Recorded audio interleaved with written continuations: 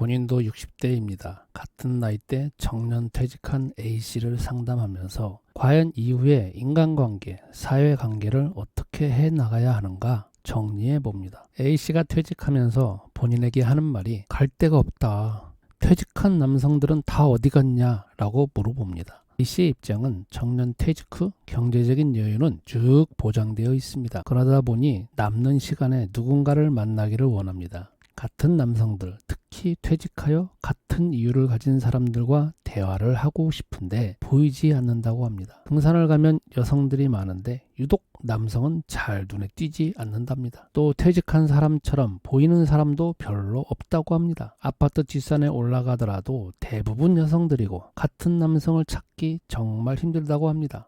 본인은 이와 같은 말을 많이 들었습니다. 작년에 금융권에서 퇴직한 B씨도 같은 말을 했습니다. 제 취직을 생각하지 않고 머리를 식힐 겸 취미생활을 같이 하는 남성을 찾고 있는데 아무리 찾아도 없다고 합니다. 자신도 현재까지 혼자서 돌아다녔다고 합니다. 도대체 이 남성들이 어디에 숨어 있는지 또는 퇴직 후 어떻게 시간을 보내는지 궁금하다고 합니다. 회사에 오랫동안 근무한 사람들이 정년 퇴직하면 갑자기 찾아오는 게 외로움입니다. 회사에서 같이 치닥거리 할 때는 귀찮고 잔소리도 하고 강제로 회식에 가야 하고 애경사에도 갔고 맨날 타율적 강제적으로 모임에 갔었고 언제 시간이 흘러가나 했는데 막상 퇴직하니 옆에 사람이 없습니다. 아침에 일찍 일어납니다. 하필 퇴직 이후에는 더 일찍 일어납니다. 그런데 막상 갈 데가 없고 만날 사람도 없고 옆에 가만히 있어도 다가오는 사람도 없습니다. 살긴 살지만 갑자기 무인도에서 사는 느낌. 아무도 날 찾는이 없는 외로운 섬에 갇힌 느낌입니다. A씨는 퇴직 후 이 사회가 갑자기 낯설게 보입니다. 자신이 늘 다니는 이 도로, 거리가 갑자기 다른 나라 같습니다. 이제 만나는 사람이 무섭고 두렵습니다. 혼자 동떨어져서 이 사회에 새로운 관계를 맺어야 합니다. A씨는 회사를 다닐 때 낯설은 데를 잘 가지 않았습니다.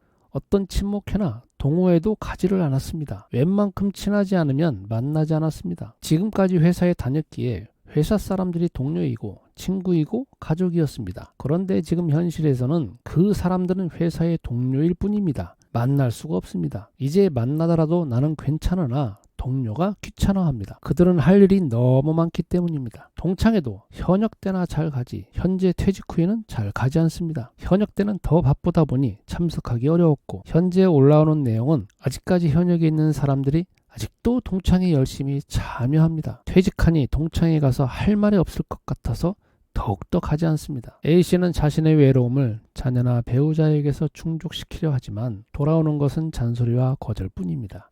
자녀들은 다 살기 바쁘고 배우자는 아직도 현역이라 더 바쁩니다. 종교 생활을 진득이 하였습니다. 그러나 이사한 이후로 새로운 교회에서는 적응이 쉽지 않았습니다. 또한 이전에 보이지 않던 교회의 부정적 모습이 보입니다. 자연히 끊고 있습니다. 이전 교회 안의 성가대 활동도 활발히 하였고 모임도 많았지만 옮긴 교회는 또 새로운 사람을 사귀어야 합니다. 오랜 시간과 참석을 해야 하는데 가끔 가다가 보니 친한 사람이 거의 없습니다. 지금 세대는 잘 모르지만 이전 본인의 세대에 아직도 적용할 한국인의 인간관계가 있습니다. 나이가 들어가면서 점점점 넓었던 인간관계, 사회관계를 하나둘씩 정리하다 보니 나중에 가족밖에 않는다는 사실입니다. 퇴직 이후는 더 가속화되는 느낌입니다. 집에만 있고 가족과만 관계하고 혼자만 이야기하고 더 폐쇄적으로 변합니다. A씨는 퇴직 후 2년이 다 되어 가는데 아직도 이 넓은 사회에서 새로운 동호회 인간관계를 아직 만들지 못하였습니다. 지금도 전화하는 사람들의 100%가 전 회사 동료입니다. 아니면 거래처 사람들입니다. 어떻게 새로운 관계를 맺어야 하는가 잘 모릅니다. 어떻게 찾는가 전혀 모릅니다. 이전 회사에서 새로운 사람들은 A씨의 직위에 협조를 요청하러 온 사람들 뿐이었습니다. 전형적인 한국 사람입니다. 낯서는 사람은 적이고 적대적이고 먼저 인사하지 않고 먼저 말을 걸지도 않고 서로가 보더라도 얼굴을 외면하고 진짜 부탁하지 않는다면 먼저 찾아가지 않는 그 모습 말입니다. 본인의 이 모습은 점점 외로움과 불안을 가져옵니다.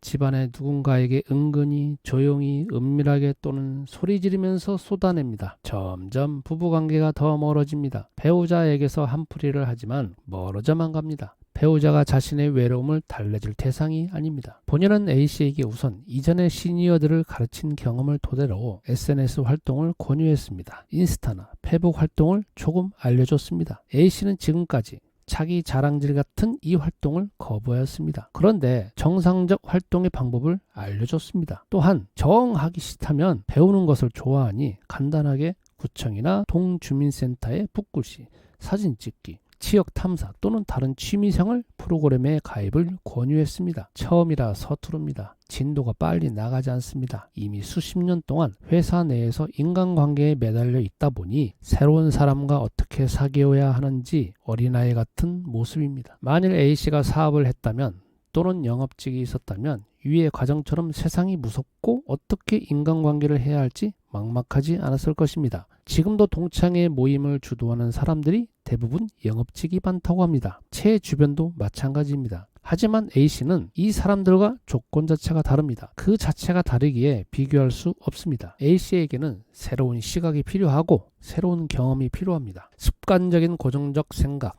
또 새로운 생각으로 나아가려면 두려움과 불안에 맞서야 하고 한 발씩 전진해야 하는데 용기와 자신감도 정말 필요합니다. 누가 옆에서 도와주지 않는다면 혼자서도 할 수 있지만 늦어질 뿐입니다. 또는 포기할 수 있습니다. 그리고 또 포기합니다. 어쩌면 생계에 관련한 일자리가 아니라 외로움이고 눈에 표시나지도 않고 해도 그만 안 해도 그만일 수 있습니다. 그러나 인간관계에서 오는 이루와 대화는 매일 음식을 먹듯이 꼭 필요합니다. A씨는 본인이 인간관계를 원하기 때문입니다. 어떤 사람은 혼자 생활을 즐기는 사람이 있습니다. 이 사람과 A씨는 또 다릅니다. 그러므로 A씨는 새로운 길을 걸어가는데 그 용기와 자신감은 스스로의 할 수 있다라고는 힘과 의지력으로는 가다가 멈춥니다. 결국 여기에서 하나님의 도움이 필요합니다. 한 발씩 한 발씩 나아갈 때 하나님의 위로와 용기를 받아야 나아갈 수 있습니다. 그 하나님의 도움은 성경에서 그리스도를 통해서 지금도 함께 하십니다. 그렇기 때문에 예수는 그리스도라고 하는 그 사실을